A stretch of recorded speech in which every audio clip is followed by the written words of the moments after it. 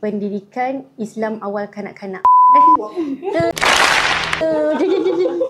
Kita akan dapat semua warna putih kat kepala time tu. Nama saya Ilia binti Muhammad. So saya masa di IIC, saya ambil program Diploma in Islamic Early Childhood Education pada tahun 2005 dan saya adalah first batch of DCE. Sekarang saya mengajar di UPSI, Universiti Pendidikan Sultan Idris, sebagai pensyarah pendidikan awal kanak-kanak, dan dalam masa sama saya juga sekarang tengah menyambung pengajian dalam PhD dalam bidang pendidikan awal kanak-kanak juga. So bidang ni memang bermulanya adalah di IIC. Secara personalinya saya sangat berterima kasih dengan IIC sebab menekankan Islamik punya pendekatan, approach.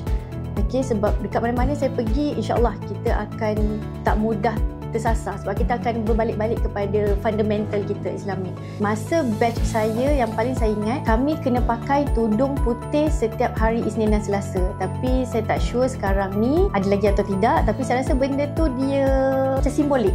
Kita tahu Isnin Selasa je kena pakai tudung putih. Selain tu, lecturer-lecturer dekat IIC tu yang sangat friendly, sangat memberi motivasi, dan paling saya rasa terharu, mereka tak pernah pandang rendah kepada kami lah. Sebab somehow kami punya background educational waktu di IIC bukanlah yang high scorer kan, tapi mereka sangat memberi motivasi lah dan tak pernah pandang rendah. Untuk SPM leavers, okay, kalau katalah rezeki untuk masuk ke IPTA tu tak ada, boleh consider IIC. Sebabnya IIC membentuk kita punya diri secara luaran dan dalaman. Dalaman macam saya cakap tadi lah, ada Islamic fundamental yang akan mendidik kita.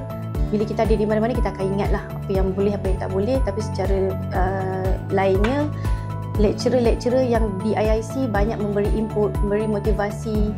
Okay, dia punya persatuan, dia punya aktiviti-aktiviti yang ada di IIC pun menyeronokkan. Ramai saya punya kawan IIC pun semuanya hebat-hebat. So IIC memang hebat.